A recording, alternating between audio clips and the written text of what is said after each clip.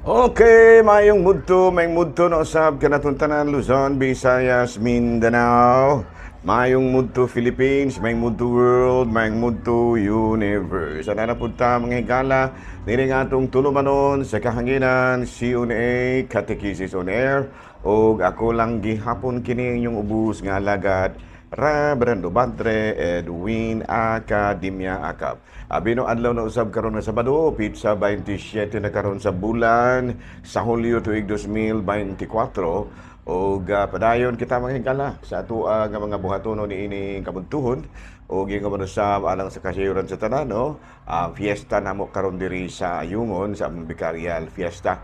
Ang among vicariate gitawag og Vicariate of St. Thomas the Apostle o niya karon namo na bisita namo diri karon ang mga kaigsuon na nato nga taga-Ayo, taga-Bindoy, taga-Tayasan, Himalalod ug Barangay Tambo. No, ubay-ubay kami karon diri sa Ayungon mga higala. Gani aniya karon ang may celebrant karon sa ato nga misa mao si kining Pope si Bishop Julito B. Cortez, no. So ato dang i-congratulate ang tibuok nga bikaryato, no, nga nagsaulog karon sa amo nga Vicarial Fiesta dire. Medyo nadungog ni mga higala, no, dunay mga kasadya, no, dunay mga kasadya nga nagpakita po karon namo dire. Hala, no, may mudto na kanatuntanan mga higala. Of course karong adlaw gi ato usab nga gitagaan og atong hangyoon ang mga pag-ampo, no, alang sa atong mga kaigsuonan dito sa National Capital Region sa may Kamanaba area nga karon mga higala on the process na sa ilahang matud pa pagpanglimpyo, no.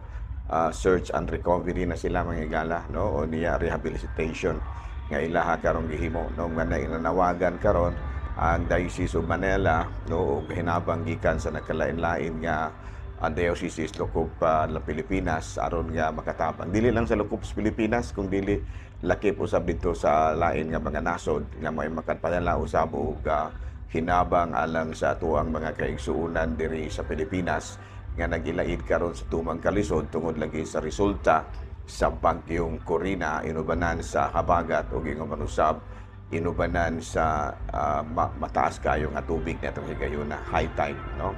Nahalano may mudto na kanatuntanan ng hinaot kita nga ana kamong tanan sa kapiskay panglawas, walay ubo, walay sipon, walay hilanat, walay sakit sa ulo, apan naginhawa pa. Very good ng pulding, no. Munay na kayo ni mo nung pulding kayo are very active and alert bisag tigulang na. Ay dili ta magpaluya-luya pa dahil kamo sa mo tay katigulan ana. Very good. Ikaw Mr. Cheng. Ya tinong ka na father o kanahan nga kanoray kita active ba aron na dili ka ta maluya. Mo bitaw na nga dili luya kay active mao gani father o. Very good. Ato di ay nga kumustaho nga ato mga igsuong mga kaparian o Lukop Kabisayan ug Mindanao. Ilabi na gayon ang ato mga miyembro mga higala sa Diocese of Dumaguete. Nahala, no, padayon ta sa ato nga mga buhatonon. Welcome dahil sa atong mga igsuon gikan sa nagkalain-lain nga mga parokya na niya karon diri sa Ayungon o gani tambong sa among fiesta sa among bikaryato St. Thomas the Apostle. No? Padayon ta. Okay, ang maghala itong ato ang Saint of the Day karon mao si San Pantaleon. No, kini si San Pantaleon manghigara usa kini siya ka doktor, no, former Catholic apan na bad influence sa kining gitawag natong kalibutanon ang nahitabo mga higala nahimo siya nga nabulag siya sa Katolikong simbahan apan sa pag-agni sa usa ka pari, no, nga ginganlan og si Hermojisius ang nahitabo nibalik siya sa iyahang pagtuo o gani panahon sa pagpanglutos ni Emperador Diocleciano sa mga Kristiyanos nasakpan kini siya nga usa ka Kristiyano ug gani gipugos pagpasalikway sa iyahang pagtuo apan wala gyud madala kini si San Pantaleon ug gani gipakamatyan gyud niya pagtuo nahimo gyud siya nga usa ka martir. Ano sa karong adlaw mahigala gihinumduman nato ang lain na pong patron sa Katolikong simbahan nga mao si San Pantaleon. Pantaleon. Okay, no? Okay, padayon ta mga higala kita sa ato ang katekisem wa padayon ta katekisem. Okay, no? Unyara na ta katekisem na ta mga higala, no? Ari kita sa atong topic na itong nakalabayang adlaw, papacy. Pino mga higala, no, na saksihan gid nato mga higala kung tanawon ninyo sa Facebook, dunay panagdebate ni Father Darwin Gitgano ug sa pipila ka mga pastor nya si Father Gitgano ato nga pasalamatan tungod sa iyaha usab nga kaisog no sa pagpadalipod sa atong pagtuo. Usa nga iyahang gipanalipdan mao kining pagtulunan kabahin sa papacy, no? Kabahin sa papacy, no? Gani nakita nato nga gigamit gyud si Father Gitgano ug uban nga mga referensya no nga nagpamatuod nga si Pope nga si Saint Peter mao gyud ang pinakauna nga Santo Papa ug gani giilis siya nga unang Santo Papa sa atuang Katolikong simbahan. No? Abi no, atong mahinumduman nga kini si Saint Peter sa atong mabasa sa matud pa John 21 chapter 5, verses 15 to 18, siya ang gitugyanan. Siya ang gitugyanan ni matud pa sa atong Ginoong Jesucristo nga maoy moatiman sa iyahang mga karnero. No, giingnan niya nga kining Simon anak ni David at matud pa niya no, nagihigog mo ba ako? Ingon niya na, o gani ni ingon si San Pedro nga, nasayod ka Ginoo nga gihigugma ko ikaw. Apan matud pa, ingon si Kristo nga, atiman na ang akong mga karnero. Sa ato pa si Kristo nihatag yun o katungod, no, kang San Pedro nga mo'y mag-atiman sa mga karnero. And then, kung atong basahon sa Mateo, Kapitulo 18, versikulo 18, niingon usab siya, ang inyong idili dinhi sa yuta, idili usab dito sa langit. Kung unsay inyohang itugot dinhi sa yuta, itugot usab dito sa langit. No, muna gisulti sa atong Ginoong Jesucristo kang sa mga apostoles kauban na si San Pedro. And then matud pa si San Pedro usab ang iyang giingnan sa diha nga, ikaw Pedro ug ibabaw ni ining bato, tukuron ko ang akong simbahan. No, sa ato pa adunay daghan kay mga mabasa kat gitagaan gyud og dako ang responsibilidad no ni Kristo ang mga apostoles kalakip na ni ana si Saint Peter. No, nya so nasabtan manghigala sa dihang namatay ang atong Ginoong Jesucristo, somebody will lead the apostles. No na nga gipadala ang Espiritu Santo ug kini si San Pedro mao una nga nipatong didto sa kining ibabaw sa kabalay ug ni-explain.